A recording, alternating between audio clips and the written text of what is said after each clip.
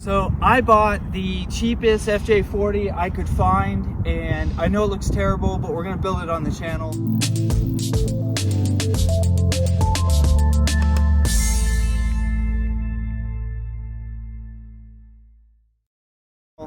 I'm actually really excited about it. I've always wanted an FJ40. I didn't expect to find one this cheap and this clapped, but we're gonna call it the nuked FJ40 or the nuked landcruiser, and we're gonna start building it here on the channel. There is quite a few things that are wrong with it. Somebody has painted it. It was originally beige. It is a 1972, and what they did is they painted it 5 or 6 years after they bought it, this red color, kind of like the Toyota red that you could get the later models in.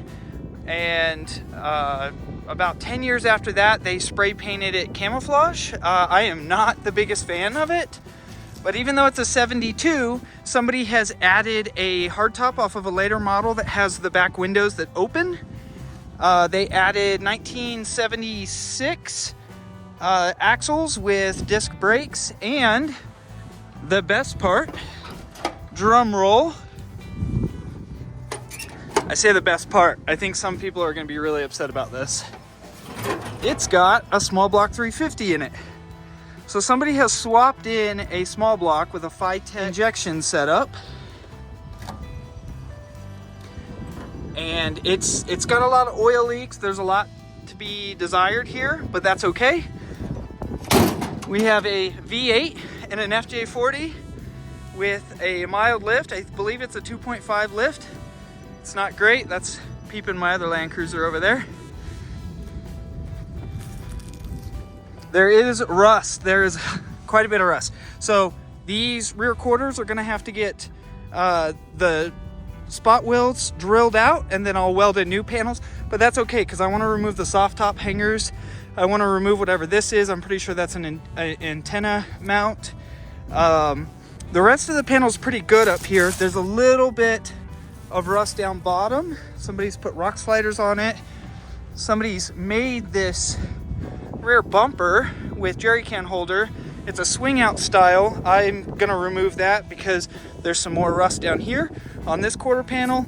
So that's going to get cut out as well and replaced. And then down here there's some rust. So I'll probably end up replacing this whole piece here, and then any other rust I find on the truck. All those panels will get cut out. Sheet metal will get welded in, and we'll get this thing looking great. So I'm not the happiest that it's got a small block in it. I think it's kind of cool. It'll be a cool truck to modify, but I will say that part of me kind of wishes it had a 1F in it, or the original 6-cylinder inline that came in these. With that said, we will make the most of this, and we will get it built. I do have a grill for it. It was on upside down. I already removed it.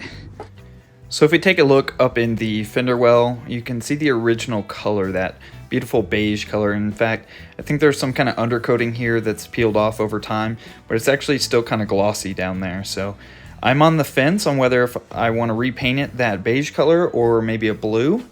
Either way, a white top, blue or beige sides, and a white grill would probably look really nice.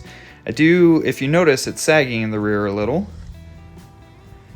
The front axle seals are completely chooched. I mean, they're terrible, so the front axle is going to get rebuilt.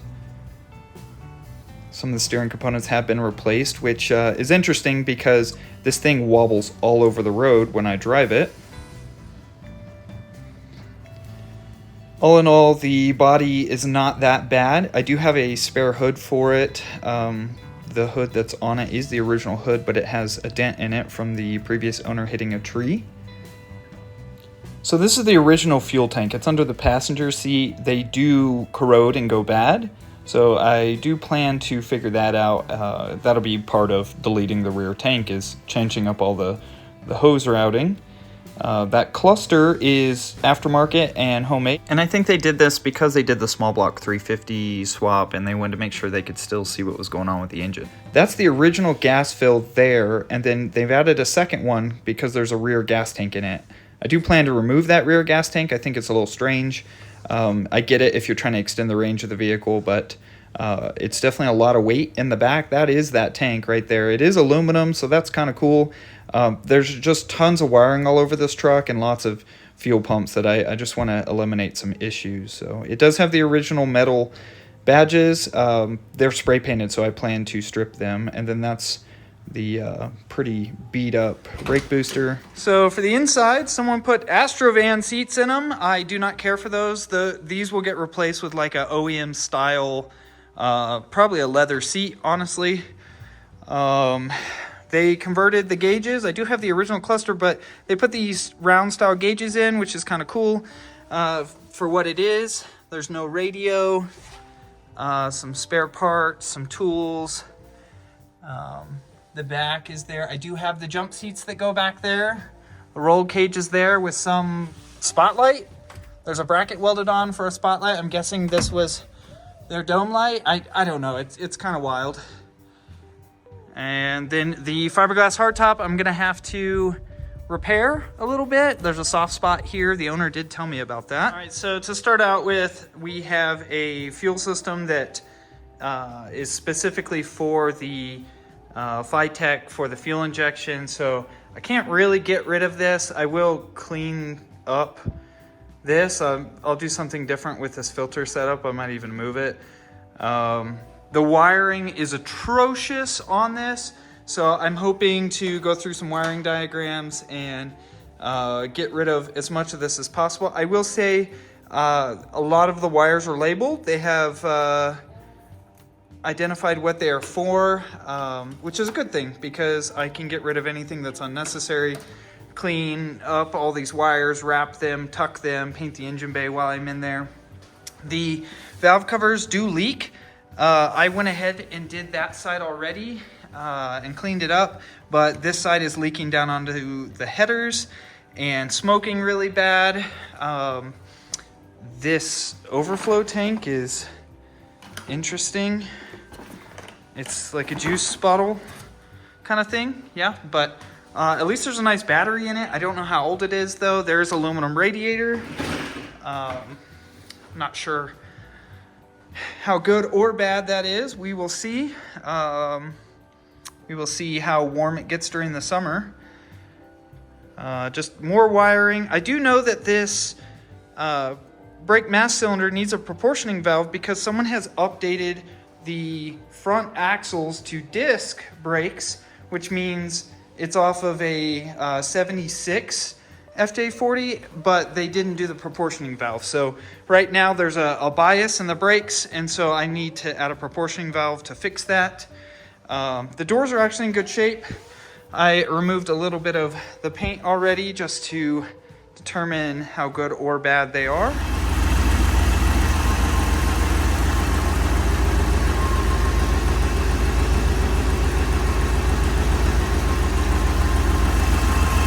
So I got the valve lash adjustment done on this side. I believe these are Proform rocker arms, but I got them adjusted and I have new valve covers to throw on. I already did this side, so we have a little bit of black in here, less chrome.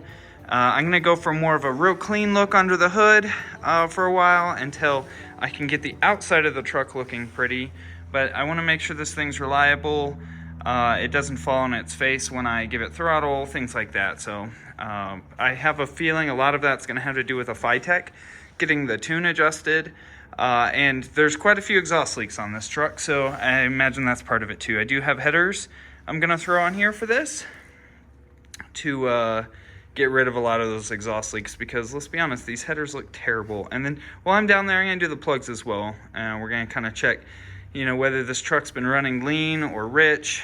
All right, so I found out what was going on with the steering. So this thing likes to drift all over the place when you drive it down the road. And honestly, I thought there was an issue up front here with the tie rods and the stabilizer bar. But as I'm working over here on the driver's side of the engine, I look down and I see what looks like bare metal, which is strange because, I mean, everything else on this truck is filthy.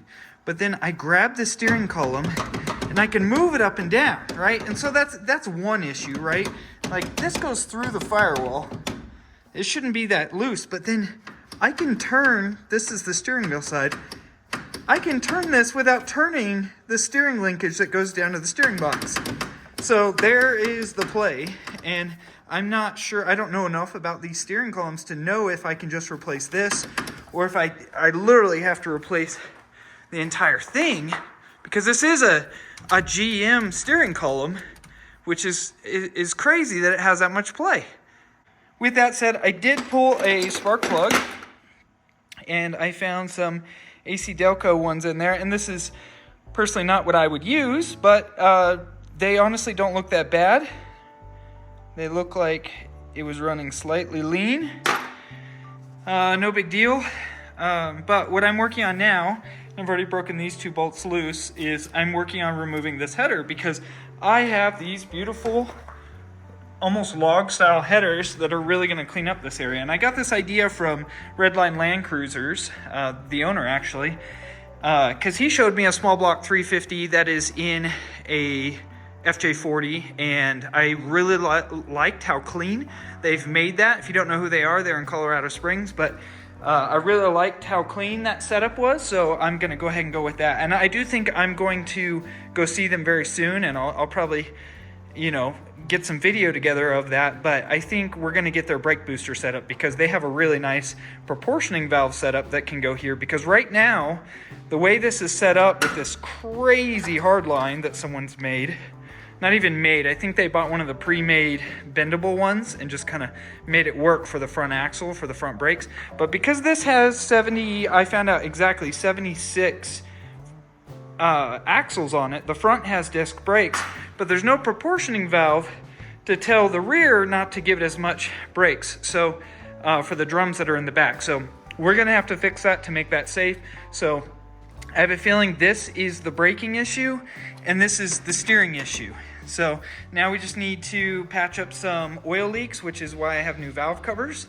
Hopefully the new ones are good. There's new gaskets on there from Comic, and then we'll get the exhaust leaks fixed with a set of headers, a new cross pipe, and then I think what I'm going to do is bring it down to a Y pipe, bring it over to the driver's side, do a small muffler about right here, and then bring it out in the stock location. So the goal here is to make the outside look pretty stock, or like updated a little bit with a nice coat of paint, and you know, fix the roof, do a couple of other cosmetic mods, but make it run really well with a small block 350 in it. All right, so I got the new headers mocked up. I do have the top bolts tightened, and I do have studs in the bottom. Basically, Redline recommended that I run a header like this, or an exhaust manifold, if you will, basically to tidy up this area, free up some space, eliminate some leaks. And so I have all new gaskets, all new bolts. I did have to snip a sensor wire because I was afraid of it ripping the end off. So what I might actually do is end up replacing that sensor. I believe it's a coolant sensor, but I might replace that sensor since I'm going to redo this harness anyways on here, like I did here, and clean everything up. I'd like to just not worry about that sensor coming undone, especially near a heat source like this. So the one problem I did run into is now the 3-bolt flange on the super ghetto exhaust, which I will show you now. These are the welds on this exhaust. They are kind of crazy. So I am not going to run this. I'm going to probably chop off the flanges right there, the 3-bolt flange. Still make it clear the frame and the motor mount, which after looking at, I want to replace as well. But I am going to connect these pipes between each side when I do the headers, and then actually run it out the driver's side rear of the car. I'm going to tuck it real nicely. So this thing will have full exhaust from the headers back, all new, replaced. I won't have to worry about exhaust leaks. But yeah, those headers came out beautiful, and that wet area up there is from some cleaner that I was using on the heads, which the heads actually look pretty nice on the outside. So they're not as dirty as I'd say the rest of the truck. Clearly Obviously, this has been a crazy project. I have so much more to go, but we've identified some of the biggest issues: the exhaust leaks, the oil leaks at the valve covers, the steering issue, the braking issue. We know why the brakes suck. The front axles are gonna need rebuilt. The suspension's gonna need updated, and then obviously the body. But I'll be honest, I'm going to take some advice from someone else, and I am going to get this thing nice and cherry as far as the mechanical aspect goes. And once it's good to go, then I will start on the body. And so I am going to paint it probably with a single stage paint. And I'm also gonna try and find some stockish looking wheels and tires that complement this truck very well.